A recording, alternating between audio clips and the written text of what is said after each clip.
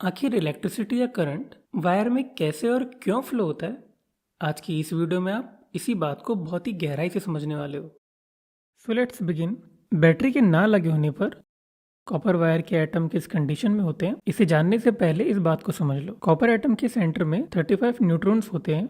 इसके न्यूट्रल होने के कारण इसे मैं फिलहाल शो नहीं कर रहा। और ठीक इसी जगह सेंटर में पॉजिटिव चार्ज वाले 29 प्रोटॉन्स भी होते हैं। इसके चारों तरफ नेगेटिव चार्ज वाले 29 इलेक्ट्रॉन्स घूम रहे होते हैं। अगर इन इलेक्ट्रॉन्स की अरेंजमेंट को देखें तो सबसे पहले 2 इलेक्ट्रॉन प्रोटॉन के चारों तरफ घूम रहे होते हैं, फिर 8 इलेक्ट्रॉन घूम रहे होते हैं, फिर कुछ दूरी पर 18 और सबसे बाहर बस एक ही इलेक्ट्रॉन चारों तरफ घूम रहा होता है। यहाँ ये अकेला इलेक्ट्रॉन अपने सेंटर से बहुत दूर होने के कारण अपने न्यूक्लियस से बहुत ही वीकली अटैच होता है।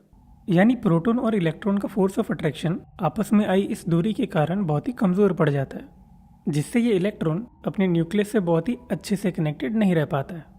और जैसा कि यहाँ 29 इलेक्ट्रॉन एंड 29 प्रोटॉन दोनों बराबर मात्रा में है, तो ऐसे में एटम इलेक्ट्रिकली न्यूट्रल यानी स्टेबल कहलाता है। वीडियो को समझने में कोई दिक्कत ना आए, इसके लिए मैं इन सभी इलेक्ट्रॉन और प्रोटॉन को सिंगल यूनिट से शो कर रहा हूँ। अब क्योंकि यहाँ इलेक्ट्रॉन और प्रोटॉन दोनों सेम मात्रा में है, तो ये एटम भी स्टेबल ही कहलाएगा और कोई करंट की प्रॉपर्टी शो नहीं करेगा। तो यहाँ ये एटम पूरे वायर में फैला हुआ होता है, जिससे कोई करंट नहीं बन रहा होता। पर जैसे ही हम इसमें बैटरी कनेक्ट करते हैं, यानी वायर को बैटरी के पॉजिटिव और नेगेटिव टर्मिनल से अटैच करते हैं, तो ऐसे में बैटरी में केमिकल रिएक्शन होना स्टार्ट हो जाता है, जिससे बनता है इलेक्ट्रिक फील्ड। अब आप में से कईयों की डाउट होते हैं कि इलेक्ट्रिक फील्ड क्या है और कैसे बना, तो आइए पहले इसको जान लेते हैं। तो यहाँ ये बैटरी अपने नेगेटिव टर्मिनल से एक्स्ट्रा इलेक्ट्रॉन को वायर के अंदर पुश कर देता है और बैटरी के पॉजिटिव साइड से ये वायर के इलेक्ट्रॉन को अपने अंदर खींच लेता है। तो नेगेटिव साइड से क्या हुआ, इसने इलेक्ट्रॉन को बाहर भेजा और पॉजिटिव साइड से इसने इलेक्ट्रॉन को अपने अंदर खींच लिया।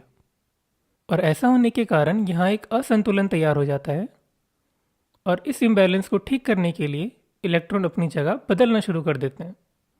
और ऐसा ये कैसे कर पाते हैं, इसे डिटेल में तो समझेंगे ही, पर एक्स्ट्रा इलेक्ट्रॉन के अंदर आने पर यह इलेक्ट्रॉन अपनी जगह क्यों और कैसे बदलता है, पहले इसे समझते हैं।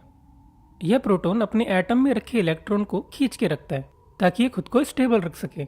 पर इस बाहर से आए इलेक्ट्रॉन का एटम के इलेक्ट्रॉन पर रिपल्शन बहुत ज़्यादा होने के कारण यह इलेक्ट्रॉन अपने एटम से जुड़ा नहीं रह पाता। रिपल्शन फोर्स के कारण यह बाहर निकल के इधर उधर घूमने लगता है और इसी इलेक्ट्रॉन को हम सभी फ्री इलेक्ट्रॉन के नाम से जानते हैं। अगर इस एक्स्ट्रा इलेक्ट्रॉन को देखें और इसके चारों ओर रखे एटम को, तो आप ये पाएंगे कि इसके फोर्स के कारण कुछ इलेक्ट्रॉन आगे की ओर बढ़ रहे हैं तो कुछ ऊपर और नीचे की ओर जा रहे हैं।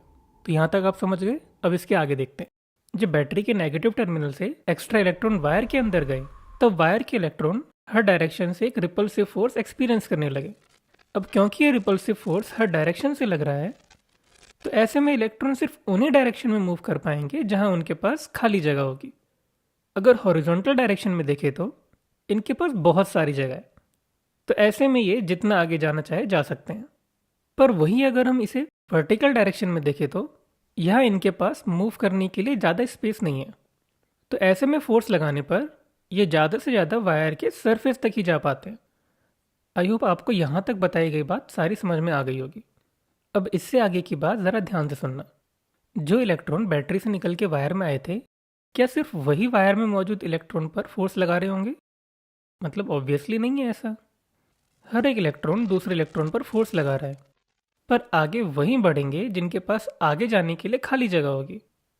तो इसी कारण से सरफेस के इस साइड रखे इलेक्ट्रॉन वायर के बीच में रखे इलेक्ट्रॉन को पुश करते हैं ताकि इलेक्ट्रॉन आगे बढ़ सके। पर फिलहाल इतना सब होने के बाद भी ये इलेक्ट्रॉन आगे नहीं बढ़ पाते। इसके पीछे एक कारण है, मैं समझाता हूँ आपको क्यों। साइकिल के पहिए को घुमाने के लिए जब हम पैडल मारते हैं, तो ऐसे में हम नीचे की ओर पुश करते हैं और चेन के इस साइड हम खिंचाव तैयार करते हैं, यानी जिसे आप पुल कहते हो। तो इस पुश और पुल के सही तालमेल के कारण ही ये पहिया घूम पाता है। यहाँ इस साइकिल वाले मॉडल में आप ये कह सकते हो कि हमारे सिर्फ नीचे की ओर पुश करने के कारण ये पहिया नहीं घूम रहा है, बल्कि हम यह पुश और पुल का सही तालमेल इस्तेमाल कर रहे हैं, जिसके कारण ये पहिया सही ढंग से घूम पा रहा है, यानी यहाँ कोई वर्क हो पा रहा है। यहाँ पर इस सिस्टम में जहाँ पे हम नीचे की ओर पुश कर रहे हैं, वही सेम काम हम यहाँ सरफेस पे रखे इलेक्ट्रॉन की मदद से वायर के बीच में रखे इलेक्ट्रॉन पे कर रहे हैं। तो फिर इस पैडल के इस हिस्से में जहाँ खिंचाव का काम यानी पुल का काम हो रहा है, तो इस सर्किट में ये काम आखिर कहाँ हो रहा है? वेल ऑब्वियस है कि यह काम पॉजिटिव चार्ज के जरिए किया जा रहा है। तो बैटरी के पॉजिटिव टर्मिनल पे जहाँ से इलेक्ट्रॉन अंदर की ओर खींच लिए गए थे, ऐसा होने के कारण वायर के एटम पॉजिटिव चार्ज्ड एटम बन गए थे। वेल कैसे, इसको समझते हैं। जब इलेक्ट्रॉन से एटम निकल के बाहर की ओर जाते हैं तो ऐसे में ये एटम पॉजिटिव चार्ज एटम बन जाता है। अब इसका कारण क्या है? जैसा कि मैंने बताया था कि एक एटम में प्रोटॉन की संख्या इलेक्ट्रॉन के बराबर होती है, जिस कारण से वो एटम इलेक्ट्रिकली न्यूट्रल कहलाता है, यानी वो कोई भी इलेक्ट्रिकल प्रॉपर्टी शो नहीं करता है। पर जैसे ही इस एटम से एक इलेक्ट्रॉन निकल के बाहर की ओर जाता है तो ऐसे में प्रोटॉन की संख्या एक यूनिट से ज़्यादा हो जाती है। तो प्रोटॉन के ऊपर क्या चार्ज होता है? तो वो है प्लस। तो ऐसे में हम कह सकते हैं कि इस एटम पे +1 चार्ज है, जिसे ठीक करने के लिए आपको एक माइनस चार्ज देना होगा, यानी एक इलेक्ट्रॉन देना होगा, ताकि ये फिर से न्यूट्रल बन सके। तो आई होप आप समझ गए कि 10th की बुक में एटम के ऊपर +1, +2, +3 आखिर चार्ज क्यों होता है। तो इसका मतलब है इतने नंबर ऑफ प्रोटॉन एक एटम के ऊपर ज़्यादा हो चुके हैं, और अगर इतने ही इलेक्ट्रॉन आप इन्हें वापस कर दोगे तो ये फिर से न्यूट्रल हो जाएंगे। तो आई होप मैं आपको अच्छे से समझा पा रहा हूँ, ठीक है। तो अब इसके आगे समझते हैं। तो एटम से जब इलेक्ट्रॉन खींच लिए गए तो ऐसे में इस एटम ने खुद को पूरा करने के लिए अपने पास के एटम से इलेक्ट्रॉन खींचकर खुद को पूरा कर लिया। और जैसे ही बैटरी के करीब रखा एटम स्टेबल हुआ तो बैटरी ने फिर से इसके इलेक्ट्रॉन को खींच के उसको अनस्टेबल बना दिया। और ऐसा ये ऑल टाइम करता रहता है। अब इतनी दूर तक का एटम पॉजिटिव चार्ज बन चुका है, जिसे स्टेबल करने के लिए नेक्स्ट एटम अपने इलेक्ट्रॉन लूज कर देता है। या फिर आप ऐसा भी कह सकते हो कि ये अनस्टेबल एटम उन स्टेबल एटम के अंदर के इलेक्ट्रॉन खींच लेता है खुद को स्टेबल करने के लिए, और इस तरह ये इलेक्ट्रॉन फ्री इलेक्ट्रॉन बन के आगे बढ़ता रहता है। यहाँ ये पॉजिटिव चार्ज बनने की प्रक्रिया बैटरी के पॉजिटिव टर्मिनल से नेगेटिव टर्मिनल की ओर होती है, और इसे ही आप इलेक्ट्रिक फील्ड कहते हो। जैसे ही पॉजिटिव चार्ज बनने वाले अनस्टेबल एटम अपनी अनस्टेबिलिटी को शिफ्ट करते हुए नेगेटिव टर्मिनल की ओर पहुंचते हैं, तो देखो और ज़रा आइडिया लगाओ कि आखिर क्या हो रहा होगा। या फिर चलो मैं ही बता देता हूँ। एक्स्ट्रा इलेक्ट्रॉन अंदर आए, स्टेबल होने के लिए इलेक्ट्रॉन इधर उधर हो गए। फिर सरफेस पे गए इलेक्ट्रॉन ने बीच में रखे इलेक्ट्रॉन पर धक्का लगाया, और साथ ही पॉजिटिव चार्ज वाले एटम ने इसको खींचा। तो इस धक्के का लगना, इस खिंचाव का काम एक साथ होना, इससे इलेक्ट्रॉन आगे बढ़ा, और ऐसे में ये इलेक्ट्रॉन आगे बढ़ता ही रहता है। और हाँ, ये सारा काम एक साथ बहुत ही पल भर में हो जाता है, बहुत तेजी से। आई होप अब सारी चीज़ें आपको बहुत अच्छे से समझ में आ रही होगी। बैटरी नेगेटिव साइड से लगातार इलेक्ट्रॉन भेजता रहता है, और पॉजिटिव साइड से ये इलेक्ट्रॉन को खींचता भी है, और वायर में इलेक्ट्रॉन की जगह भी बनाता रहता है। और इसी कारण से हम बैटरी को डिफाइन करते हुए ये भी कहते हैं कि बैटरी पोटेंशियल डिफरेंस को मेंटेन रखती है, यानी एक तरफ हाई एनर्जी होती है और एक तरफ लो, जिसके कारण कोई भी चीज़ हमें पता है हाई से लो की तरफ जाती है। अब बेंजामिन फ्रैंकलिन पर आते हैं। तो यह वीडियो के हिस्से को देखे तो लग रहा है कि पॉजिटिव चार्ज मूव कर रहे हैं, जबकि ऐसा नहीं है। मूव तो यहाँ इलेक्ट्रॉन कर रहे हैं, और ये हमने देखा भी था कि इलेक्ट्रॉन इस दिशा में जा रहे हैं और पॉजिटिव चार्ज की शिफ्टिंग दूसरी ओर हो रही है। और जिस तरफ पॉजिटिव चार्ज की शिफ्टिंग हो रही थी उसी को हम इलेक्ट्रिक फील्ड कहते हैं। पर उस समय बेंजामिन फ्रैंकलिन को यही पॉजिटिव चार्ज लग रहा था कि वो मोशन में है, और उसके कारण ही करंट का फ्लो हो रहा है, जिसके कारण उन्होंने पॉजिटिव चार्ज की शिफ्टिंग वाले डायरेक्शन में ही करंट भी है ये बोल दिया, और कई सारे फॉर्मूले भी बना दिए, जिसका इस्तेमाल कई लोगों ने किया। पर जब जोसेफ थॉमसन आए और उनके द्वारा इलेक्ट्रॉन की खोज हुई, तो चीज़ें बहुत ज़्यादा क्लियर होने लगी लोगों को कि जो मोशन में है वो तो एक्चुअली में इलेक्ट्रॉन है, और हमने यहाँ पे देखा भी और इसको अच्छे से समझा भी।